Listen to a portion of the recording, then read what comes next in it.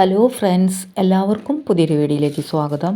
അപ്പോൾ നമ്മൾ ഇന്ന് നല്ലൊരു ഫ്രൈ ആണ് തയ്യാറാക്കുന്നത്. ഇത് നമുക്ക് അധികം ചിലവൊന്നുമില്ലാതെ എളുപ്പത്തിൽ തന്നെ വീട്ടിൽ തയ്യാറാക്കി എടുക്കാവുന്നതാണ്. ഇത് പൊട്ടാറ്റോ ഫ്രൈ പോലെ തന്നെ നമുക്ക് സോസ് കൂട്ടി കഴിക്കാവുന്നതാണ്. അപ്പോൾ നമുക്കിത് എങ്ങനെയാണ് തയ്യാറാക്കുകയെന്ന് നോക്കാം. അപ്പോൾ ഇതിന് വേണ്ടിയിട്ട് ഞാനൊരു പച്ച പപ്പായ എടുത്തിട്ടുണ്ട്. ചെറിയ പപ്പായയാണ് എടുത്തിട്ടുള്ളത്. അപ്പോൾ ഇതിൻ്റെ പശയെല്ലാം കളഞ്ഞെടുത്തിട്ടുണ്ട്. ഇനി നമുക്കിത് മുറിച്ചെടുക്കാം.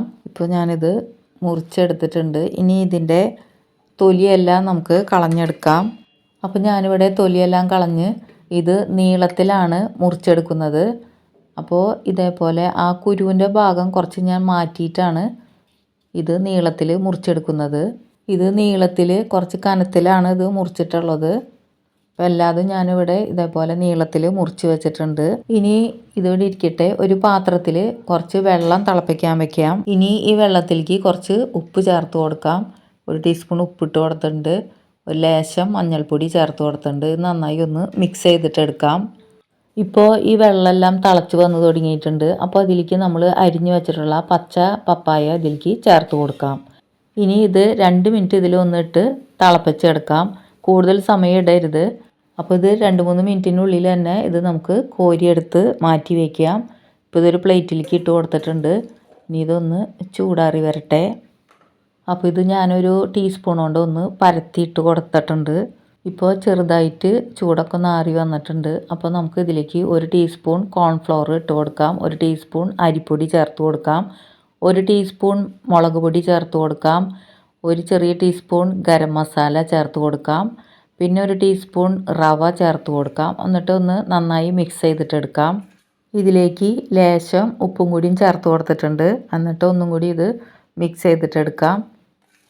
ഇനി ഇതിലേക്ക് ചേർത്ത് കൊടുക്കേണ്ടത് നല്ലൊരു ക്രിസ്പി ആയിട്ട് കിട്ടാൻ വേണ്ടിയിട്ട് കുറച്ച് അരിപ്പൊടിയും കൂടിയും ചേർത്ത് കൊടുക്കുന്നുണ്ട്.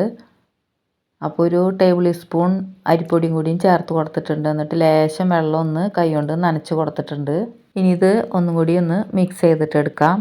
അപ്പോൾ വെള്ളം ആവശ്യമുണ്ടെങ്കിൽ കുറച്ചും കൂടി വെള്ളം ഒന്ന് തെളിച്ച് കൊടുത്ത് കുറേശ്ശെ വെള്ളം തെളിച്ച് ഇത് മിക്സ് ചെയ്തിട്ടെടുക്കാം.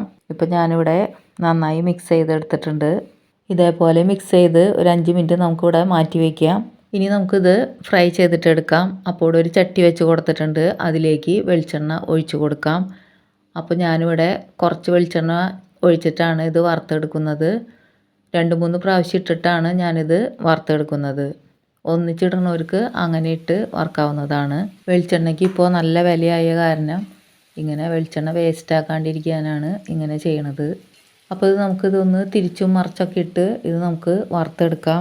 ഇപ്പോൾ ഇത് നന്നായി മൊരിഞ്ഞ് വന്നിട്ടുണ്ട്. ഇനി നമുക്കിത് കോരി മാറ്റാം. ഇത് നമുക്ക് ഒരു പാത്രത്തിലേക്ക് ഇട്ട് കൊടുക്കാം. ഇനി നമുക്ക് ഇതേപോലെ തന്നെ ബാക്കിയുള്ളതും വറുത്തെടുക്കാം. അപ്പോൾ ബാക്കിയുണ്ടായ വെളിച്ചെണ്ണയിലേക്ക് ഇട്ട് കൊടുത്തിട്ടുണ്ട്. അപ്പോൾ നമ്മളിവിടെ എല്ലാം വറുത്ത് കോരി മാറ്റി വെച്ചിട്ടുണ്ട്. ഇനി ഈ വെളിച്ചെണ്ണയിലേക്ക് കുറച്ച് കറിവേപ്പില ഇട്ട് കൊടുത്തിട്ടുണ്ട്.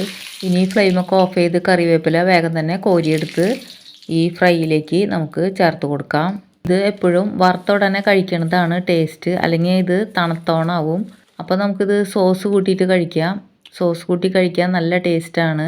അപ്പോൾ പച്ചപ്പപ്പായ കൊണ്ട് ഇതേപോലെ ചെയ്തു നോക്കാത്തവരുണ്ടെങ്കിൽ ഒന്ന് ചെയ്തു നോക്കിക്കോളൂ. അപ്പോൾ വീഡിയോ ഇഷ്ടമാണെങ്കിൽ ഒന്ന് ലൈക്ക് ചെയ്യാനും സബ്സ്ക്രൈബ് ചെയ്യാനും മറക്കരുതേ. അടുത്ത വീഡിയോയുമായി വീണ്ടും കാണാം. Thank you for watching.